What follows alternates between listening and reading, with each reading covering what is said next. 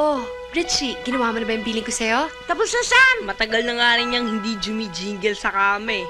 O ikaw, nag-toothbrush ka na ba? Tapos na. O sige, good night, boys! Good night. Night!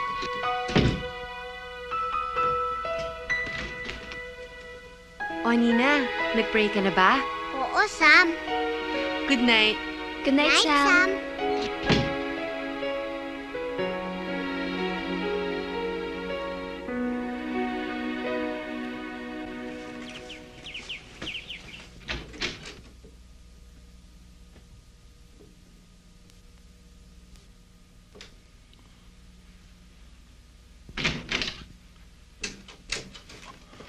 Good morning, Dad. Good morning. Have a nice day, Dad.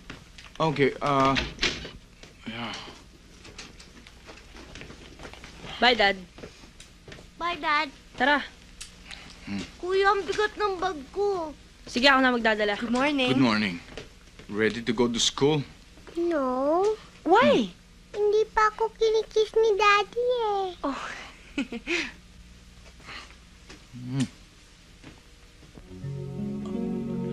Sam?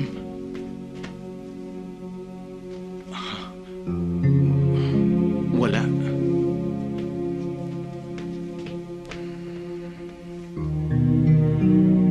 Gee.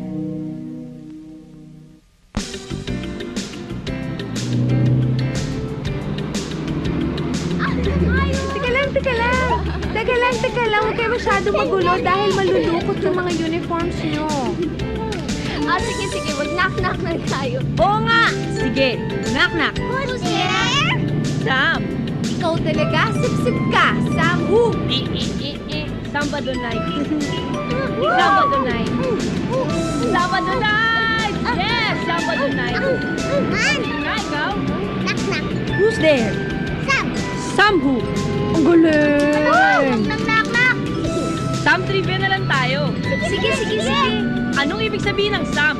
Samantha! Sa pagita. Alam ko na! Ano? Rosanna Roses? Ang corny mo ha. Ang tamang sagot ay... Samuelita Alibudbud Rivera! Paano nyo nalaman yung totoo kong pangalan? Secret! Jim! Umalis ka na. Ha? Paano anak ko si Sandra? Wala kang anak dito. Lumayas ka! Jim, si Sandra?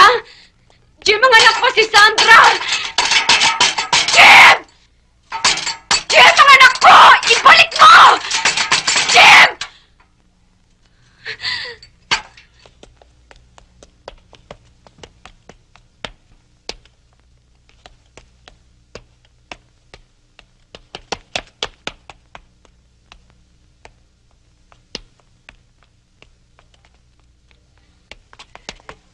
Jim!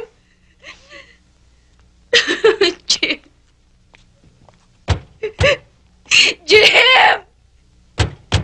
Jimmy, ibalik mo sa akin si Sandra! Ibalik mo sa akin si Sandra, Jim! Alis ako kung gusto mo. Alis ako kung gusto mo. Ibalik mo na sa akin ang anak ko. Jim, maawa ko. Jim! Ellen, Jim, nakikiusap ako sa'yo. Ibalik mo sa akin ang anak ko. Ibalik mo sa akin ang anak ko. Halik ako sa kamay mo. Halik ako sa talampakan mo. Ibalik mo lamang sa akin ang anak ko. Tita Helen, bakit niya ba't mo sinasabi yun? Ako sa'yo. Ano ka ba talaga siya? Jim! Sandra.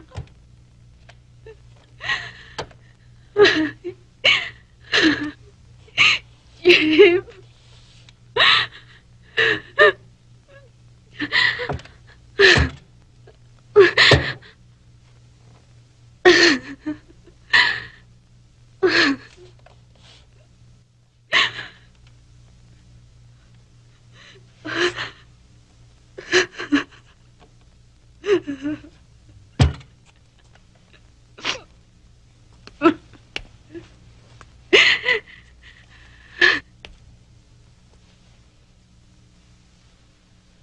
Jim, minsan nasabi ko, I do not know how a mother suffers. Hindi ako isang ina. Ngunit parang nararamdaman ko ang sakit na maging isang ina. Dali ang sinasabi mo, ha, Jake? Hindi laro ang gagawin nyo ni Ara. Mga kinabukasan nyo ang iniisip mo. Hindi, ma. Ito lang pinakamagandang paraan para malutas ang gusot na ito. Paano si Arian? Nag-usap na kami. Pumayag na si Arian. Ano? Isa pang malaking s***baing yun. Nakakahiya naman sa girlfriend mo. Don't worry. She's very understanding.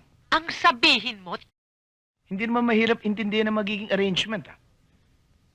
Ang kasunduan namin. Ara, you're 19 years old now. After 2 years, kapag 21 ka na, pwede ka na magpakasal kahit kanino. Kahit walang pahintulot sa iyong mga magulang. Ipadadala kita sa States. Susunod kami ni Arian doon. Kukuha tayo ng divorce. Tapos, magpapakasal kami ni Arian. after 2 years, pagkatapos hindi na kayo uuwi dito sa Pilipinas kasi sa batas natin mag-asawa pa rin kayo ni Ara. Dahil dito hindi kinikilala ang divorce. At, Diyos ko, Jake! Pag hiwalay na tayo, Ara, pwede ka na magpakasal sa lalaking... Sa lalaking... Well, in the meantime, bago dumating ang panahon na yun, In the meantime, magkukunwari akong isang housewife. Magsasama tayo sa ilalim ng iisang bubong, pero hindi tayo magsasama sa isang... sa isang kwarto, sa isang kama. Sa buong panahong yon, patuloy ang ating palabas, ang ating pagkukunwari. Well, ngayon alam mo na kasunduan natin. Oo. Ako, ewan. Pagdating ng araw, huwag ninyo akong sisisihin. Dahil anumang ulit ang gawin ninyo, hindi ko talaga matanggap ang plano ninyo na lalabuan ako. At Jake, ano namang computer ang nagturo sa'yo para gumawa ng ganyang desisyon? It's